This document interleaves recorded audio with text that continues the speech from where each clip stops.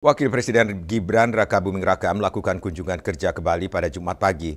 Selain menyambangi para pengungsi banjir di Balai Banjar, Tohpati, dan Pasar, Wapres juga mengunjungi SD Negeri 3 Kesiman sembari menyerahkan bantuan alat tulis.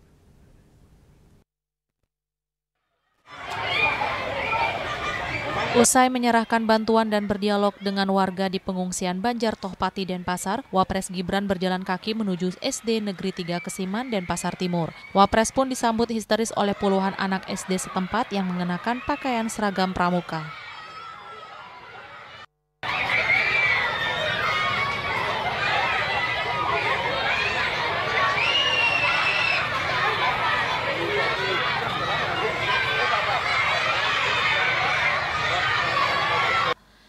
Selain mengobrol dengan guru, Wapres juga memberikan buku kepada anak SD setempat lalu melakukan foto bersama. Anak-anak terlihat histeris meski Wapres mendapatkan pengawalan ketat dari tim Pas Pampres. Setelah acara di SD Negeri 3 Kesiman didampingi Wagub Bali Inyoman Giri Praste, Gibran meninggalkan lokasi kunjungan kebencanaan di Tohpati dan Pasar Timur untuk mengunjungi warga terdampak banjir di pengungsian Ubung Denpasar dan Pasar Kumbasari.